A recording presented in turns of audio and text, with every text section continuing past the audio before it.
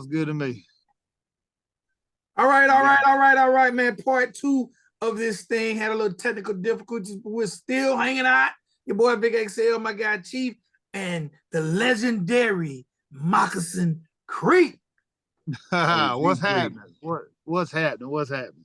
Hey man, when we left off, we was talking about the situation with Melly Mel and Eminem and the things he had said, and how in 2023, how is race still an issue in this thing called rap? Man, it's crazy. It's like it's almost like every time you see like or feel like it's going away, something happens, bring it right. It's the same thing, and I relate it back to sports, like with the Kendrick Perkins thing that's going on now about him talking about the 3 white MVPs the last few years. Who cares? They were the best ballers in the league at the time. Whatever. Rappers, same way. It's not an issue until somebody makes it an issue. That's just the way I look at it. And I think it was, well, Morgan Freeman was real popular for saying that 8 or 9 years ago. He's like, we keep having racism because everybody screams it and talks about it. Just going to live your life like normal people. And it's just, man, it's just part of the culture, and you ain't escaping it at this point. You know, some people see it the way we do. Some people just look for controversy. Okay. I wanted to ask this. I've noticed, because I've always kept up with your career, and I've noticed a large amount of weight gain. I mean, weight loss, not weight gain. You've lost a lot of weight from the Moccasin Creek of old. Trying to not put it back on, man. Was that something you made a conscious effort to do? Was that absolutely health, or what was that about? Man, you know, it's kind of messed up. First off, like, I was a Division I quarterback. You know, I was always in shape. But then when I hit that road, when I started off on the road and just, you know, I was drinking every night, eating poorly, being sedentary, just started putting it on. And I never really looked at it as a big deal. And then I remember people in the industry that were wanting to manage and do things when we were first starting to get out there. They were like, you need to keep your weight. That's your look. That's your gimmick. I'm like, I got people telling me to stay big. I'm like, yeah, you know, at some point I got to do. So anyway, long story short, when after the COVID hit and everything, I was at my highest. I was at 400 pounds. I was like, dude, I'm not healthy right now. And nobody would really say anything to me because I got a temper. You know, it was like, whatever. Then finally, I had somebody close to me call me. He's like, look, dude, take this time to get in shape. You're going to die. So I was like, you know, you're right. I'm glad somebody finally said it because I wouldn't do it myself. And then I did. I just finally started eating right, exercising, and taking the slow approach to it. I put a little bit back on last year. I had some health issues with I got a nerve disability. That's kind of a flare up kind of pain in the, you know, it's just kind of a nuisance. But so anyway, I'm back at it now, and I'm actually sitting right outside the gym because I got 3.5 months to really get my cardio right before we go back out on the road. And that's the easiest way to learn your set list for me too, is listening over and over on the treadmill or the step machine. People laugh at me all the time. One of my hardest things ever performing is remembering my lyrics, because, oh, you wrote them. Well, yeah, but when it's done, when the song's done, and we say, I don't go around bumping my own shit. I'm working on the next thing. You know what I'm saying? Mm-hmm. So if it never made our set list prior back to the day, I don't know the words to half of it. So I got to really rehearse. And so that's one of the things I'm looking forward to, gearing up, getting ready, and doing all of that again. But yeah, the weight thing, man, it became a health issue, dude. I had sleep apnea, one of the worst cases they'd ever seen. I was dying in my sleep every night, and then I got Bell's palsy. I started just having health issues, and I was like, I got to do something. So COVID, you know, I've seen quite a few people during COVID took charge of their health. Mm-hmm. And then I saw a lot of people go the other way because we were just sitting around and couldn't do anything. So I looked at it as a blessing, man. It got me off the road, got me able to reassess my life and do some things, you know. And yeah, I had to do it. I had to do it for me. I was miserable, and I'm pissed off now because I put on like 28 pounds or almost 30 pounds of the weight that I lost. And I'm still 80 pounds less than what I was 4 years ago. But at the same time, consciously, subconsciously, I know I put that on. I got to get this off again. So, but yeah, man, it was a it was kind of a small group personal decision. So Okay. I have a question real quick. Okay. So the people who were telling you not to lose weight because it's your brand, Hey, like, look, man. are you still like dealing with folks like that Nah, didn't nah, really care about your health? nah, I think that was just more or less when this whole thing started. It was so new. And if you look, I mean, Colt's lost weight over the years. Clay's dropping weight back and forth with the lax. I think he's starting to get it off now. We've talked about this. Schmo's lost all it. Everybody in the country rap, like all the pioneers, big ass corn fed country boys. And then at some point, you got to be like, oh, we got to put our health first, you know? And Yeah. I've sat down and had this conversation with everybody in the genre at one point or another. It's that road life is extremely hard to do it. You know, luckily, I mean, I've been around. I mean, yeah, my sister, you know, she's a retired wrestler, and I would call her all the time. Like, Hold on. Your sister is a retired wrestler, yeah, professional wrestler. Yeah, WWE. Who is your sister? Michelle McCool. She's married to the Undertaker. Are you're joking? No, I'm not. So I would call them all the time and ask them, like, how do you do this being on the road 300 days a year? And she'd tell me, you know, it's just a whole complete lifestyle change. You know, when you get where you're going, make yourself go to that hotel gym, make yourself get grilled chicken at the venue as opposed to bar food, you know, do these things. And I would call upon them quite a bit, man. And they helped me a lot. And, you know, because I think the most frustrating thing about it, Vic, was that I'd known how to be in shape all my life. I just let it go. And it was more of a mental thing. But no, I actually just got back from their place. I was out in Texas visiting family. So, all right, can I ask you a couple wrestling questions? Are you a fan of professional wrestling? I'm a big professional wrestling fan. I was an avid fan up until the Monday Night Wars through college and all that. And then when I got out, I had kind of just, you know, kept up with the big stuff. Then my sister, she was teaching school, man, and she actually got into it on a bet with her students. Like she had bet them all. That's when the Diva contest was going on, and it was like, if you all make a B or higher or something like that, I'll send in a tape, not thinking anything of it, you know. And they all did well, and she sent in her little tape, and that. Long story short, like 6 months later, she's on TV. It was like, wow, man, it's that's crazy. And then she married Mark. And it's just like, I mean, it's been a decade. It's still surreal that like I was such a fan of them growing up, and I'm like, yeah, this is Mark, not Taker. You know, like it's really cool. But so I've got, you know, through them, man, thankfully, you know, it's like our schedule was always crazy on the road. Their schedule was always crazy on the road. So holidays were getting harder and harder to get family together. So we just all started going to WrestleMania in April because everybody would be there. So, yeah, I got to do a lot of that. Was cool. And I made a lot of friends, but it was funny, man. Like, you know, Bray Wyatt's one of the biggest names out right now. Yes. And he's actually, Wyndham's actually local from right here in Brooksville, where I live now.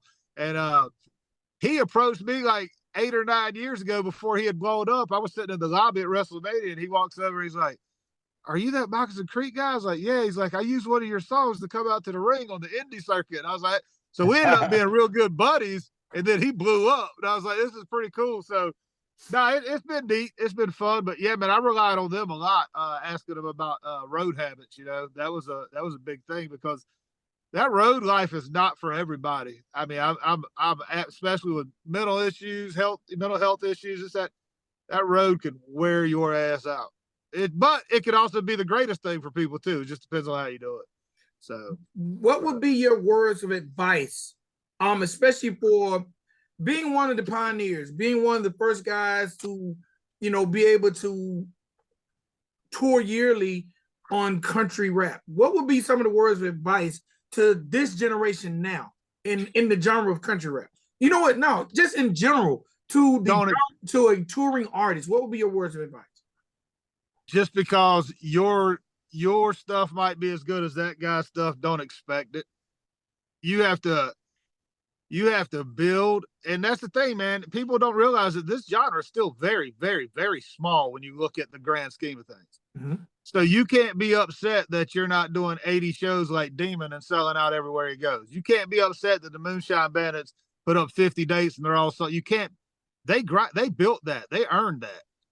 So when you first start going out and you're wondering why, man, I'm only getting a couple $100 and I'm losing money to go. You have to earn a following. You have to utilize social media, be it Instagram, TikTok, I mean, I'm still old into Facebook. Whatever's hip to your generation, you got to utilize that and be able to sell tickets. There's people we know that stream 50 times more than anything that I've ever put out. YouTube numbers are crazy. They couldn't put 12 real asses in a seat at a concert. You know, so it's all about getting out there and not getting discouraged. I mean, I've done shows for the sound guy, bro. Like legit, a sound guy and a bartender, and that's it.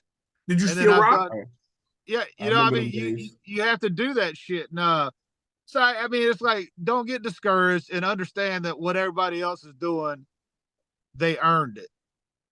I mean, that's just, and that's a life lesson too, you know. But it's hard when you're doing something, you see your peer. I mean, I could name 10 or 12, like for instance, Simple Man is one of the dopest MCs on the planet, period, hands down. White, black, brown, green, I don't give a damn. He's just a lyricist. He's dope as shit. Absolutely. But for some reason, he never got caught on by the masses, by the social media crowd. Now he's starting to build, and we've spoken about it, and it's nobody's fault. It's just how it happens sometimes. Like, dude, this dude's incredible. Why isn't he just killing the charts? Same thing with Target. Target draws and does what Target's got some of the best real songs I've ever heard written.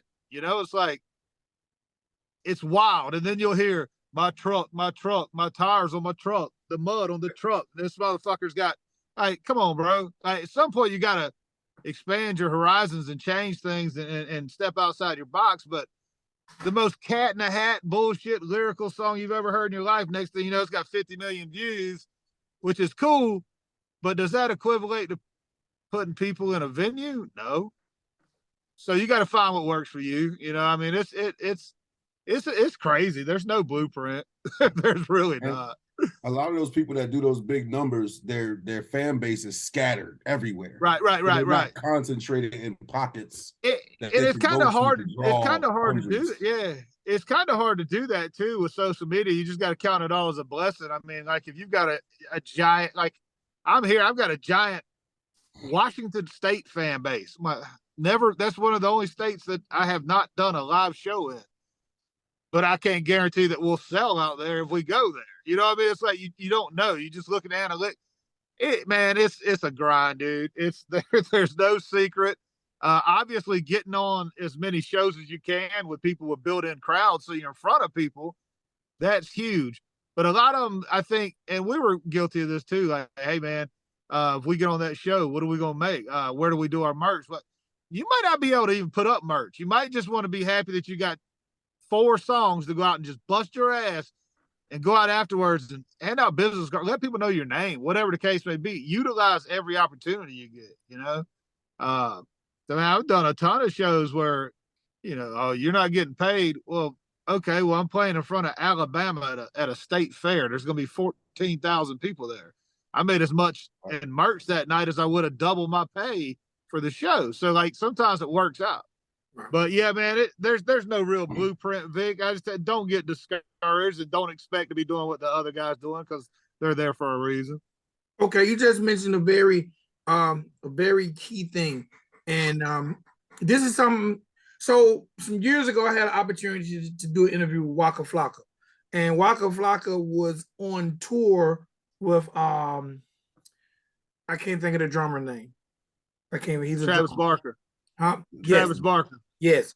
And when he was opening act for Travis Barker, and he spoke about just being happy to be on this tour.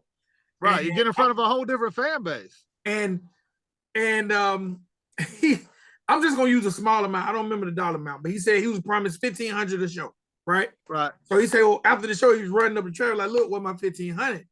And he said Travis was like, hey man, where's your merch? And he was like, bro, forget that, man. Can I get my $1,500? Yeah. He say Travis told him, look, bro, here's your money. But what I'm gonna do for you, I'm gonna print you up 100 tees and just put your name on them. And he said the next show he made more on just those plain Oh yeah, tees than he was being paid. And he said absolutely. up until that time, he knew nothing about the merch game, but now he knows how important it is. There's so many streams of revenue that people don't think. They just think they got to get on there and sell iTunes. Well, first off, let me tell you, nobody's buying albums anymore. So you got to look outside. There's so many streams of revenue, and merchandise on the road is it's huge. Ask somebody like Demon Jones. I mean, Demon Jones merch setup is crazy. Adam Calhoun, the Moonshine Bandits, the Lax. When you go to a merch tent and there's 15 styles of shirts, 8 hats, 2, like they've got little mini stores with them now. Right. And you have to get to that point. And there were many a night where we made triple our show pay in merch than we did what we got paid to play. So yeah, there's tons of there's tons of streams of merchant or revenue that people just need to understand. I mean, like get all your ASCAP stuff together, get all your publishing together, get those quarterly public. I just had an ASCAP check hit today, and it's just like, oh, I forgot about that song that I did with that dude in 2010. You know, it might only be $100, but you get 30 of those coming a month. Right. You know, it's like but so many people just got money just sitting out there. They don't even know where it's at. All right. When you first started, did the term hiccup offend you? Nah, I mean, we knew it was going to be something corny because it was.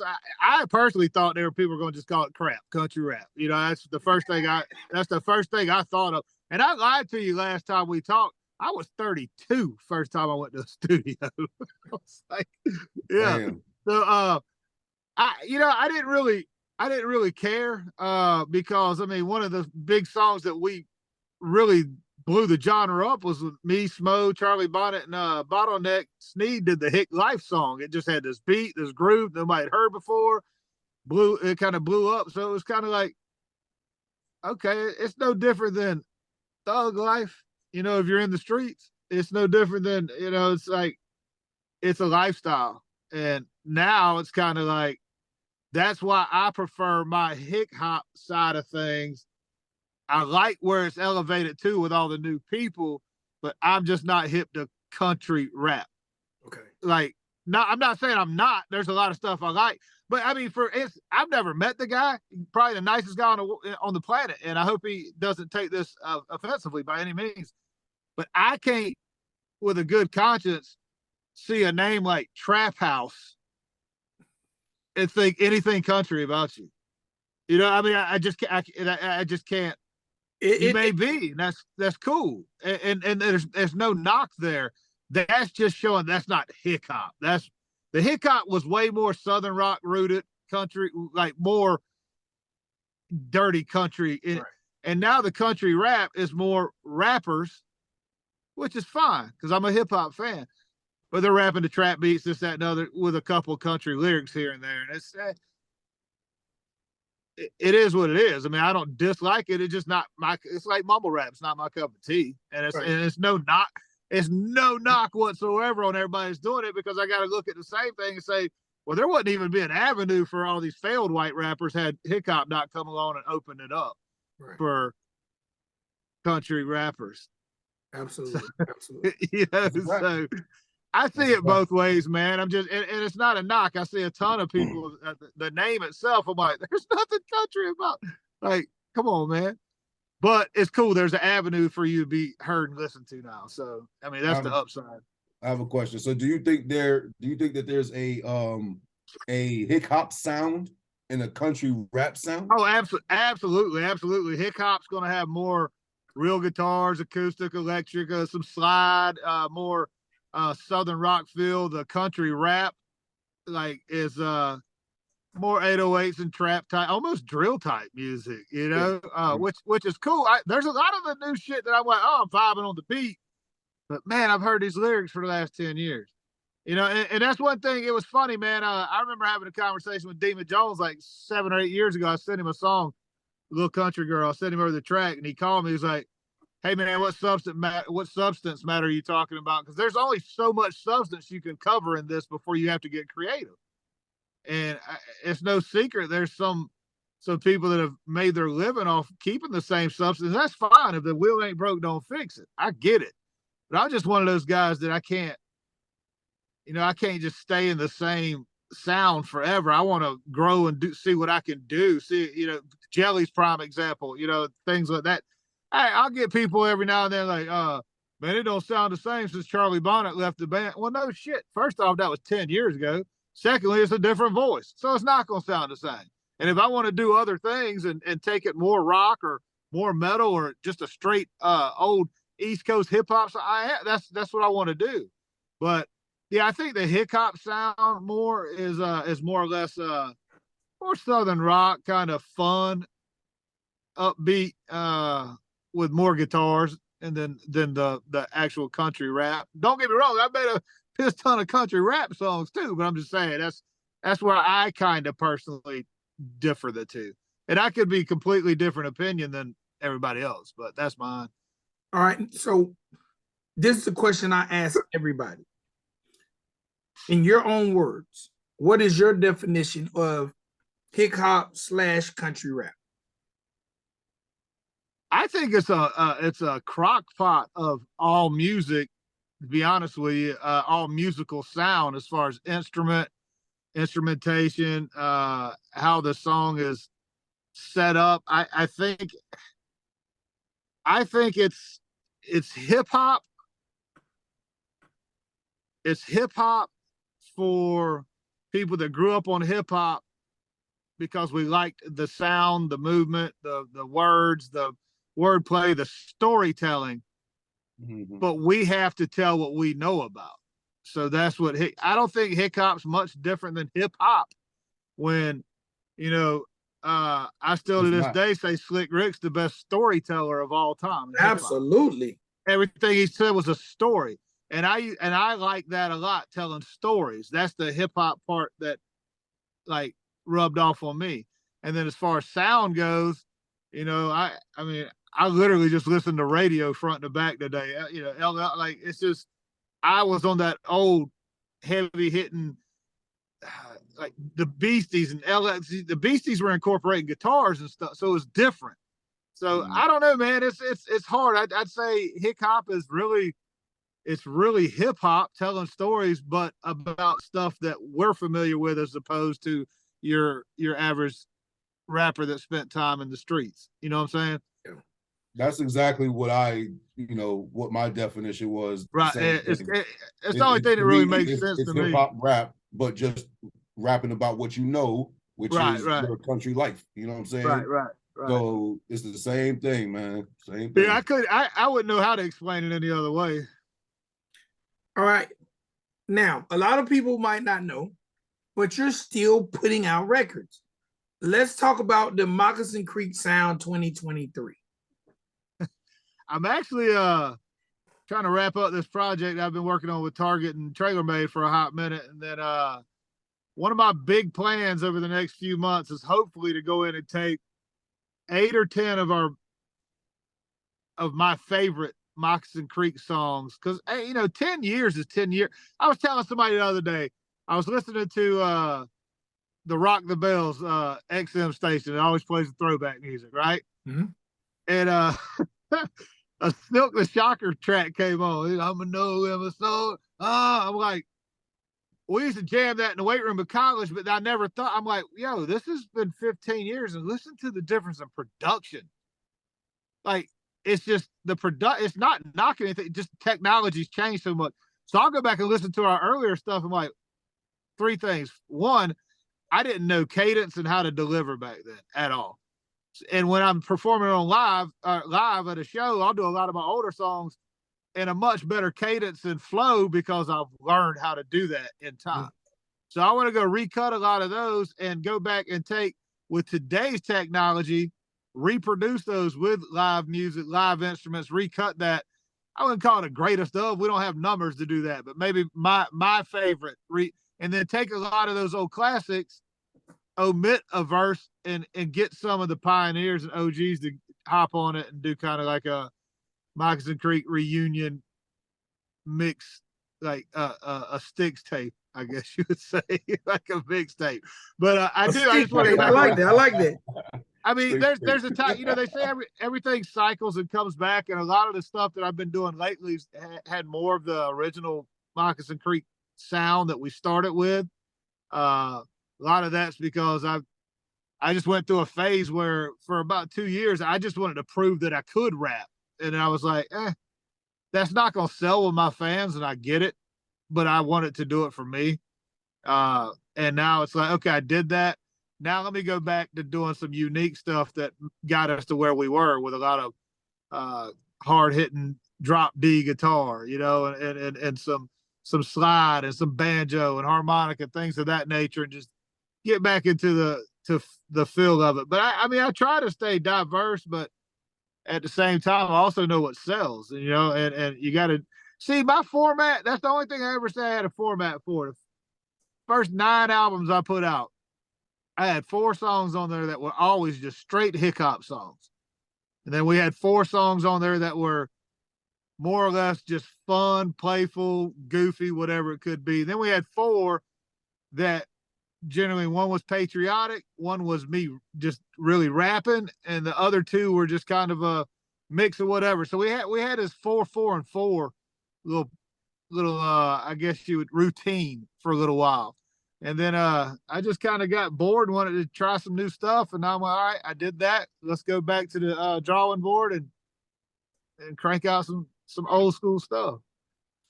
All right, I meant to ask this, and I'm going backwards. What did those stats look like when you was quarterback? Oh man, I didn't play in college hardly at all. I was really heavily recruited out of high school, though. I mean, I was. Were you a gunslinger or you use your legs? Bro, I wasn't running. I could, dog. Yeah. Hey, put it this way. My senior year in high school, I outweighed everybody on my line but one tackle, and everybody on my line could outrun me. So put it that way. There wasn't a whole lot of. In fact, we like to tell the story. In '94, we were playing Ocala Vanguard. It was Jeff McCool and Dante Culpepper, the 2 quarterbacks, the 2 highest recruited quarterbacks in the state, district game, number 1 and 2 in the state. This, that, and other, something huge. 15,000 at a high school game, crazy. And my uncle was my head coach, and he came out to me before the game. He said, "Look," he said, "this is a game between Palatka High School and Ocala Vanguard. This ain't a Jeff McCool versus Dante Culpepper game, because we ain't gonna win that battle." I was like, damn. At least he told me. At least, I mean, I knew too. Like, Dottie was so far above. But so in that particular game, 9 games into the season, we ran a little veer sweep, a little veer option for some reason. I don't even know why. My dumb ass held it. Next thing I know, fibula, tibia, all broke. I was getting carted off the field. So no, I didn't run.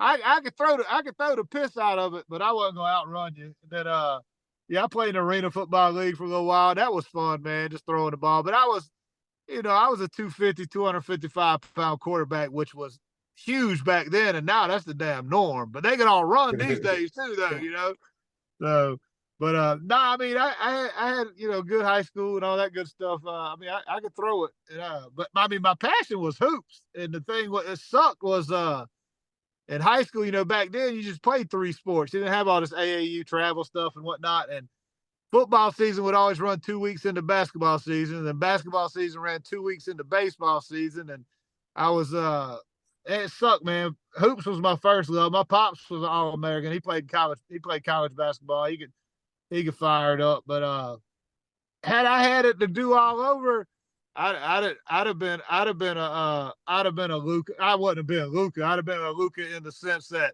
I ran the point, I couldn't move, but I could see the floor and I'll pull it from anywhere. So you came from an athletic family, like your sister's athletic, your father's athletic? There's 5 McCool kids between my dad and his brother, and all 5 of us went to college on full athletic scholarships. I played professional football. and Lee and Matt both played professional baseball. Jenny would have, but softball didn't have anything back at the time. Then my sister, she played softball and then became a pro wrestler. So we had a little bit of pedigree. They all had work ethic though, Vic. I had size. That was the problem. I didn't if I'd have worked, I'd have been retired from the league. But yeah. Nah, man, it was cool. But that was another thing that I fought with. You know, I was always around. I was always all these highfalutin, you know, camps and traveling and always in the limelight playing ball. So when I got into music, it was straight business for me from the get-go. It was, how do we make this a business? How do we make this full time? How do I live off this? When a lot of people were chasing the limelight, I'd already done the limelight, you know, and so I really took it as a business opportunity, and I think that helped me a lot. Finding a core. See, everybody sets out to find their core fan base, right? Mm-hmm. I'm assuming creating this mudball culture, this, that, and other. We're gonna, dude. You know who accepted us and became our biggest fan base for the first 4 to 6 years that blew us up was the bike community. We started playing these bike rallies, and we had no clue. And they hate rap music. They're mostly older, you know, 40s to 60s bikers. They love the guitars. They love the sound. They love the story.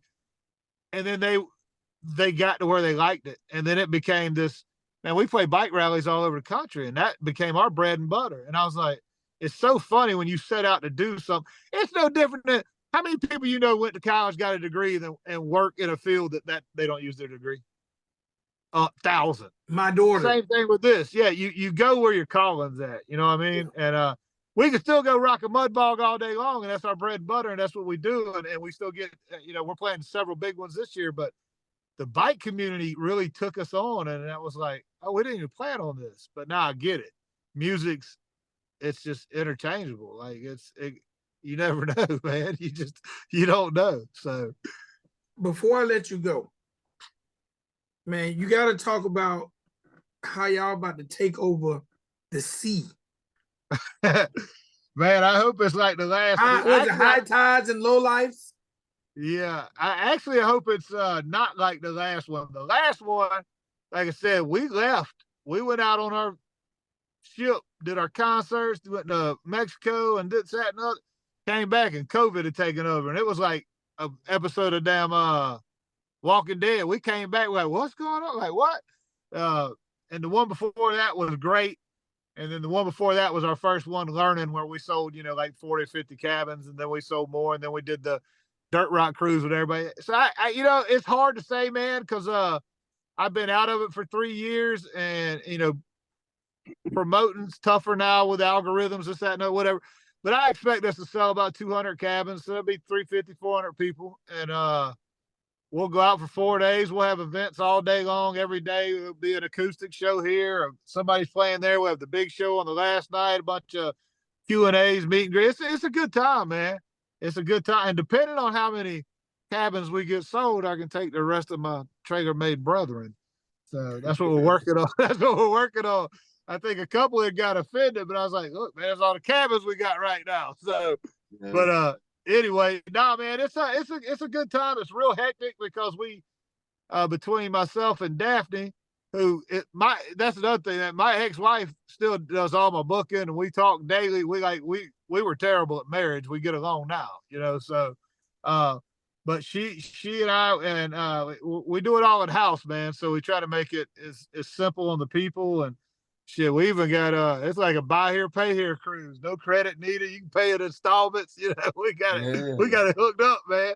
So, that's but what I love about it too. That's my whole thing with this one is it's leaving out of New Orleans. So I just want to make sure that my whole crew's there and nothing happens in New Orleans and they miss the boat. That's all I'm gonna say. I've been in the clink in New Orleans, and that's a dirty place to be. I'm gonna just let you know that now. Shoot.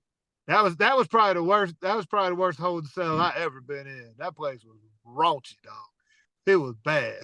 But yeah, man, it's coming up November 9th. We're gonna start our tour out the last week of July and play up until the cruise, and then we'll reassess everything.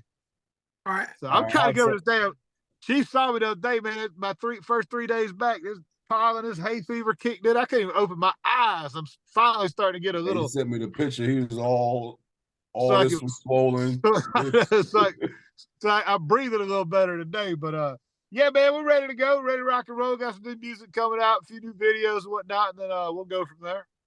Okay. So I have something for you real quick. So this will only take a few minutes. All right. So as you know, I make it a point on this show to be a bar guy. So bars are very important to me. All right. So this is going to be two sections of this. All right. So the first is how important are bars to you, not just lyrics or storytelling, but actual like metaphors and all that. I think it 1000% depends on the song. If you're writing a song that you want it to be a really good song and tell a story, there's no need to try to confuse people with wordplay. There's times where I've been extremely guilty of putting in a punch or an analogy for no reason, just other than I thought it was cool when it could have been. I think they're important when you're showing skill and when the song is a legitimate freestyle about nothing. If you're rapping, yeah, bars are crucial to how people are going to perceive you as a writer, as a lyricist. But I also think that they can be overused. But they can be simple too, like like if I cut you out of my life, it's because you handed me the knife. It's like that's not going to go over anybody's head. Right. But it's still a bar. It's still a bar. But if I say something with about shit, I'm off the top of it. There's just times where I think they can be too complex for no reason. Right. But I'm a big bar junkie. I was a big, like, of all the legends we've lost in the last few years and whatnot, I ain't gonna lie to you, the one Pat Stay stung me the most because I was a big battle rap fan. Battle rap fan. Pat Stay was hard too.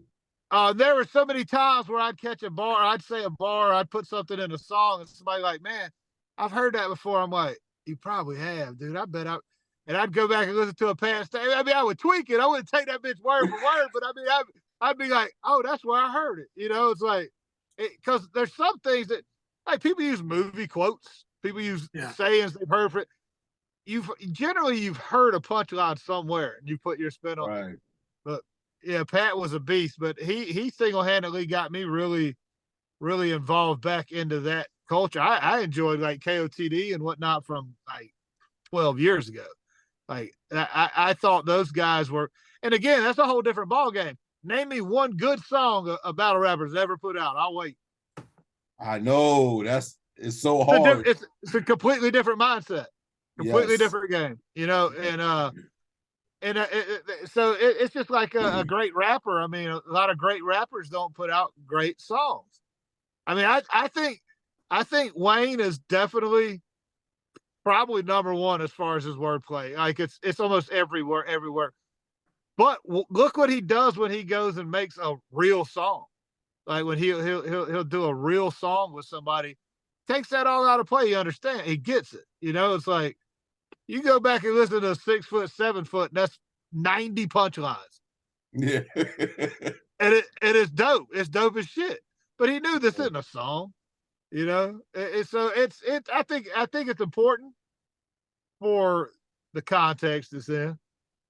All right, so you mentioned real songs. All right, so a part of that is what I really want people to understand that watch this show and may come across this episode is that the most important part of the song to me is that hook. Right. Oh, so, yeah, for sure. And that's always discuss the hook. For sure. That was always my my weakness is I would know what I want the hook to say or be about.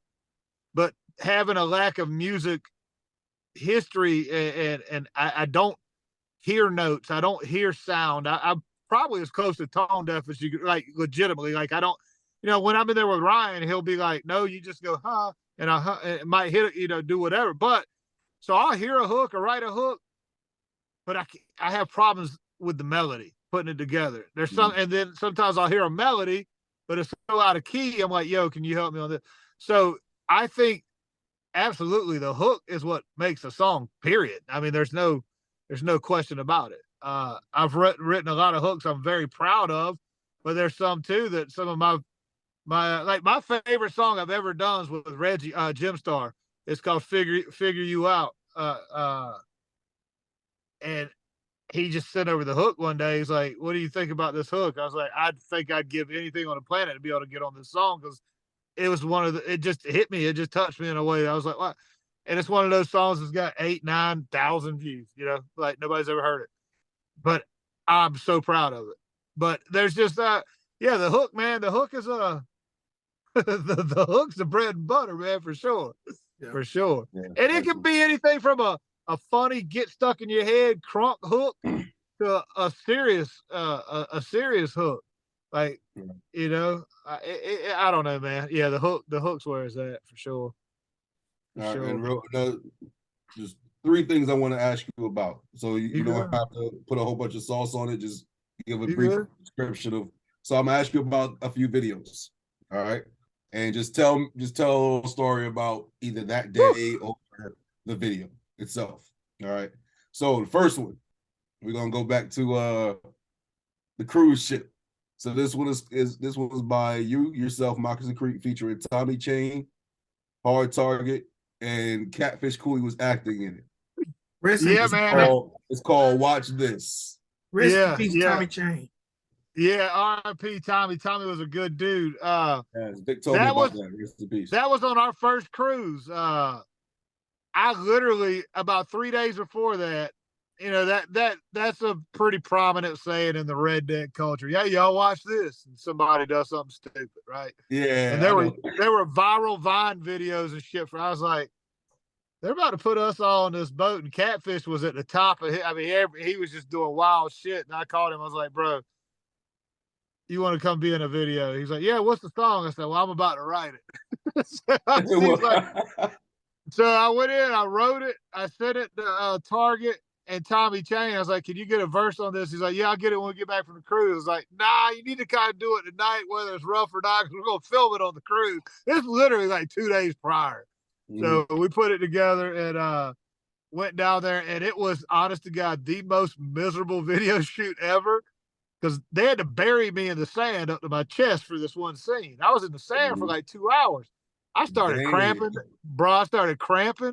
They couldn't get a sand out. I was cussing everybody. It was terrible. Sun beating down. I had my hair braided by a Bohemian lady, and it was brutal. But it was fun though. It was fun to be able to do it that way. It was a good one. That's dope. That's dope. All right, so another one. Let's talk about yourself, Moccasin Creek, featuring Hard Target, Hole in the Wall. Oh yeah, man! I love dude. That was what I texted Target. I said, look, I'm always looking for subject matter and a saying that's never been used in our genre. And I was like, there's a play on hole in the wall with punching a hole in the wall and taking it off at a hole in the wall bar. We need to do something with that. I swear on you, bro. 20 minutes later, he sent me over that hook. I was like, you're such a dick, dude. Like, yeah, he's so fast with it. Hey, he could just hear it. And he's like, nah, man, I literally went and the first beat that he pulled up, he's like, this is it. So he said it over, and I was like, oh, that's exactly what I was trying to say, you know. And that came together. Yeah, dude, so catchy. And yeah, that was a fun video, man. Just made a call to the Daytona bike crowd, and they just all showed up, you know, and had a good time. So yeah, that was that. I can't take any. All I can take credit for is the suggestion on that.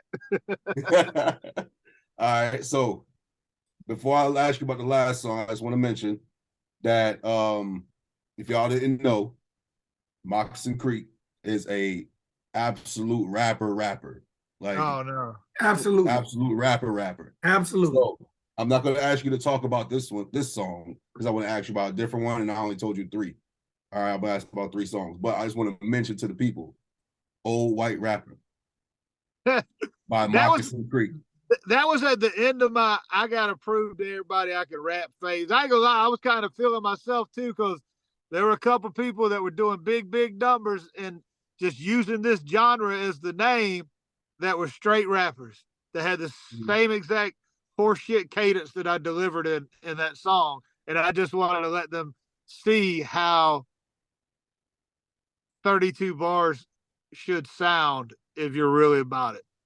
I mean, I had like talk about bars. There's one bar in there, like only the people that follow me would get it, that know that I played quarterback, know that I've coached quarterbacks or what. I said, I said, quarterback sack from the back, I can hack it. But a quarterback sack means my nuts, silly rabbit. That's fire. It's a sack that's like I'm the quarterback. Like, it's just like, I just wanted to do that throughout the whole song. And I did. Sack, and I dug it, and I was proud of it. And I don't care how many views it ever gets. I did that for me. And Juice is in the video, so. Hell yeah!